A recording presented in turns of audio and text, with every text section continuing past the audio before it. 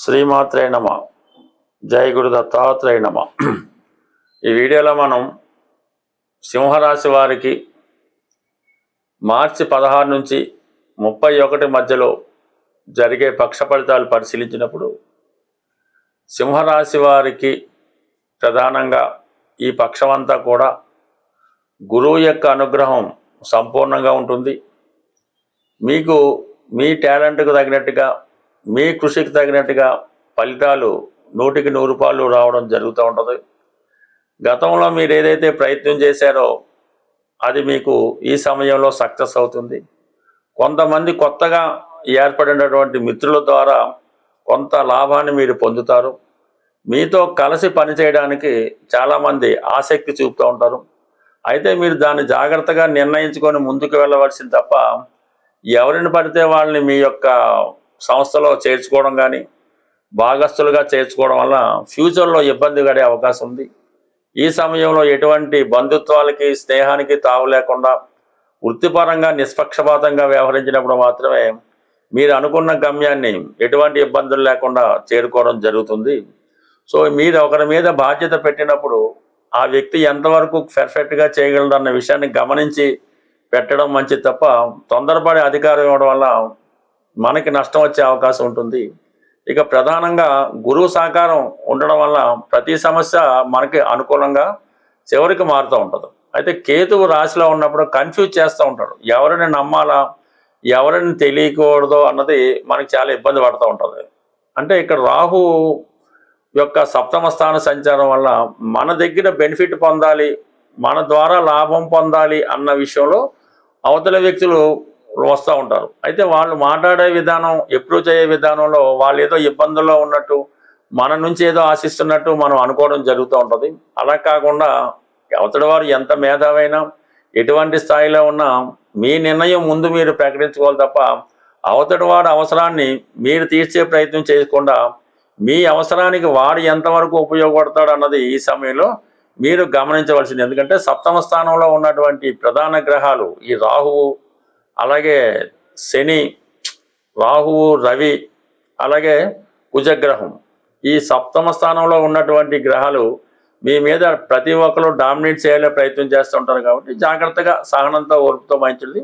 ఎందుకంటే ప్రస్తుతం మనకి అష్టమ శని ప్రభావం వల్ల మంచికి వెళ్తే చెడు ఎదురవుతుంటుంది. ఎంతసేపు ఎదటవాడు మనదే తప్పని చెప్పే ప్రయత్నం జరుగుతుంటుంది. కాబట్టి అష్టమ శని జరిగినంత వరకు జాతకుడు చాలా వరకు ఆలోచించి నిర్ణయం తీసుకోవడం, జాగ్రత్తగా వ్యవహరించడం. ఎక్కువ శాతం ఏంటంటే మన సొంత నిర్ణయం పనిచేయనప్పుడు భగవంతుడి మీద కూడా కొంత భారాన్ని వేయడం వల్ల భగవంతుని కృపతో మనకి కొన్ని అనుకూలంగా వెళ్ళడం జరుగుతూ ఉంటుంది. ఇక ప్రధానంగా మిగతా గ్రహాలు పరిశీలించినప్పుడు మరి ఈ అష్టమ స్థానంలోనే ప్రస్తుతం రాష్ట్రాధిపతిగా ఉన్నటువంటి రవిగ్రహ సంచారం జరుగుతుంది. ఈ రవి అష్టమ స్థానంలో శనితో కలిసి ఉండడం వల్ల సడన్గా ఏదైనా వ్యక్తిగతంగా మీకు కానీ మీ పెద్దవారికి కానీ కుటుంబంలో తండ్రి గారికో మీ పిల్లలకు ఏదో ఒక అనారోగ్య సమస్య రావడం కానీ వారి గురించి సడన్గా ఏదో ఒక వార్త లాంటిది వినడం కొంతవరకు కలవరి పెట్టే అవకాశం ఉంటుంది. ఇది ప్రధానంగా మరి ప్రభుత్వ ఉద్యోగులకి, అంటే మీరు ఎవరి కింద ఉద్యోగం చేస్తున్నా అధికారుల వల్ల తీవ్రమైనటువంటి ఇబ్బందులు, ఒత్తిడి ఎదుర్కోవడం జరుగుతుంటుంది. కొన్ని సందర్భాల్లో ఉద్యోగానికి కొంత ఇబ్బందులు రావడం కానీ సడన్గా ఉద్యోగం విడిచిపెట్టవలసి రావడం కానీ కొంత ఇబ్బందులు జరుగుతూ ఉంటాయి. అంటే అష్టమంలో రవి ఉన్నప్పుడు ప్రభుత్వ అధికారుల వల్ల, రాజకీయ నాయకుల వల్ల ఇబ్బంది ఉంటుంది. ఆల్రెడీ అష్టమ శనికి రవి తోడవడం వల్ల జాతకుడికి కొన్ని నిందలు, అపనిందలు, కొన్ని మనస్తాపానికి మనోధైర్యం కోల్పోవడం, మనసు కష్టపడడం, అవమానపడడం లాంటి సంఘటనలు జరుగుతుంటాయి. కాబట్టి జాతకుడు కొంతవరకు మరి చాలా ఓర్పుతో సహనంతో వ్యవహరించవలసి ఉంటుంది. ఏమాత్రం తొందరపడినా మరి జాతకుడికే నష్టం వచ్చే అవకాశం ఉంది. కాబట్టి జాగ్రత్తగా వ్యవహరించడం మంచిది. అయితే ఏదన్నా ఎంత ఇబ్బంది వచ్చినప్పటికీ కూడా మరి గురువు యొక్క బలం జాతకుడికి ఉన్నంత వరకు ఎవరు ఎంత ఇబ్బంది పెట్టాలనుకున్నా ఏ విధంగా చేయాలన్నా కూడా పెద్దగా వాళ్ళు ఇబ్బంది పడక్కర్లేదు, ధైర్యంగా నిలబడచ్చు.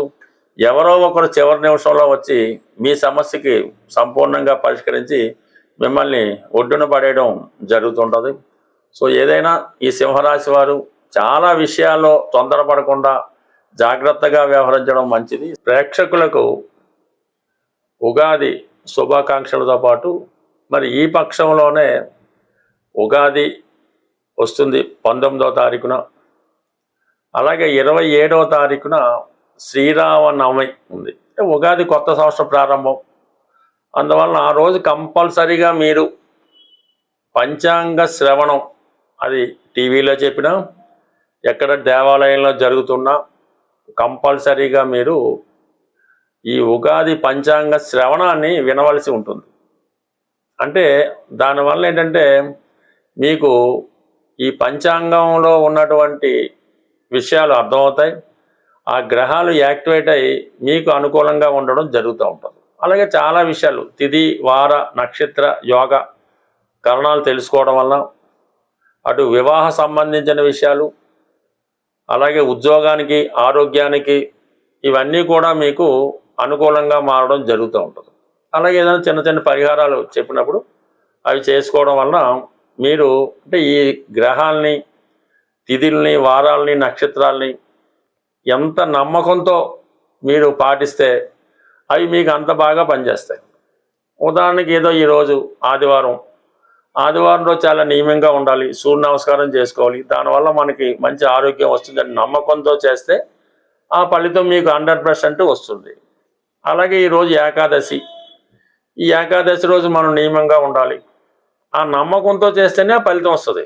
ఏదో పెద్దవాళ్ళు చేయమన్నారంటే రాదు. అంటే ఈ నమ్మకం అంతా మీకు ఈ పంచాంగం వినడం వల్ల రావడం జరుగుతూ ఉంటుంది. సో అలాగే మరి ఇదే పక్షంలో వస్తున్నటువంటి శ్రీరామనవమి, అదే రోజు కళ్యాణం జరుగుతూ ఉంటుంది. ఎవరైతే వివాహం కొరకు ఎదురు చూస్తున్నారు అంటే పెళ్లి కాని అమ్మాయిలు కానీ అబ్బాయిలు కానీ కంప్లీట్గా మీరు ఆ రోజు చక్కగా అంటే పెళ్లి కొడుకు అంత అందంగా తయారవక్కర్లేదు కానీ చక్కగా మంగళ స్నానం చేసి నూతన వస్త్రాలు ధరించి పెళ్లి కొడుకు వెళ్ళినట్టు మీరు ఆ శ్రీరామ పట్టాభిషేకం జరుగుతున్నటువంటి అంటే శ్రీరామ కళ్యాణం జరుగుతున్నటువంటి చోటుకి వెళ్ళడం, అలాగే అమ్మాయిలు కూడా అంత భక్తితో వెళ్ళడం వల్ల ఆ శ్రీరామనవమి కళ్యాణం సంపూర్ణంగా తిలగించి మంగళసూత్రం కూడా అయిన తర్వాత తలంబ్రాలు వాటిలో కూడా పాల్గొని కొన్ని తలంబ్రాల బియ్యం అంటే అవి దైవికంగా మీ మీద పడినా ఓకే, లేదంటే కొన్ని తలంబ్రాల బియ్యం మీరు వ్యక్తిగతంగా తెచ్చుకొని మీ తల మీద వేసుకున్నాం.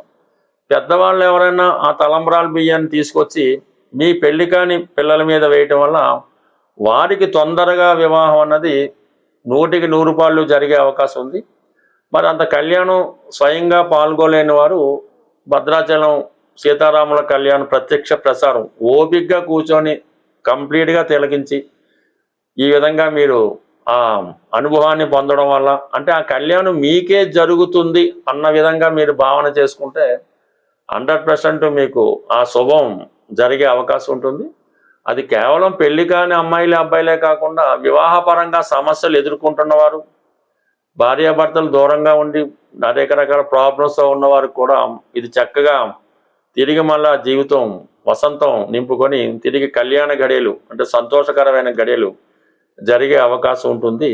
ఇదే సమయంలో మీకు ఇంకొక చక్కని పరిహారం ఏంటంటే ఎవరైతే ఉద్యోగం రాక నిరుద్యోగ సమస్యతో ఎదురవుతున్నారో వాళ్ళు ఈ శ్రీరామ పట్టాభిషేకం ఫోటో పెట్టుకొని మీరు చక్కగా ఒక ఇంట్లో ఏవైతే ఆహార పదార్థాలు వండుకుంటారో వాటితో పాటు చక్కగా వంకాయ కూర, ఒక మంచి శ్రేష్టమైన వంకాయలు తెచ్చి వంకాయతో కూర తయారు చేయించి ఆ వంకాయ కూరతో కూడిన నైవేద్యాన్ని ఈ భరతుడికి పెట్టినట్టుగా మీరు భావించాలి. అంటే మిగతా వాళ్ళు కూడా పెట్టచ్చు, ఈ భరతుడికి ఈ వంకాయ కూరతో కూడిన అన్నాన్ని నైవేద్యంగా పెట్టి ఆ భరతుడిని మీరు ప్రార్థించడం వల్ల ఈ భరతుడి యొక్క అనుగ్రహం పొందడం వల్ల తొందరగా ఉద్యోగం వచ్చే అవకాశం ఉంది.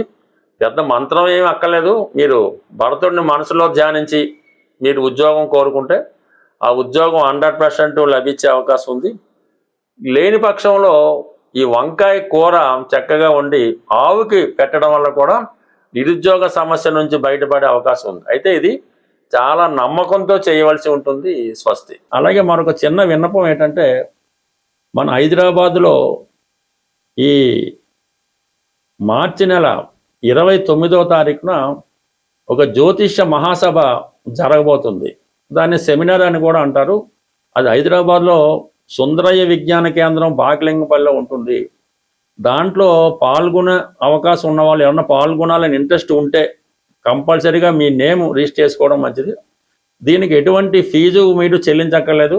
మీకు కావాల్సినటువంటి భోజన సదుపాయాలు వగైరా వగైరా సంస్థ వారే ఖర్చులు పెట్టుకొని జ్యోతిష్యాన్ని ప్రచారం చేసే ఉద్దేశంతోనూ మరి కొంతమందికి ఈ ఉగాది పురస్కారం ఇవ్వాలనే ఉద్దేశంతో నిర్వహిస్తున్నారు. కాబట్టి అభిమానం ఉన్నవాళ్ళు తప్పనిసరిగా ఈ జ్యోతిష మహాసభలో పాల్గొంటారని ముందుగా మీ పేరు రిజిస్టర్ చేసుకుంటే దానికి తగ్గ ఏర్పాట్లు సంస్థ వారు చేసుకునే అవకాశం ఉంటుంది. స్వస్తి.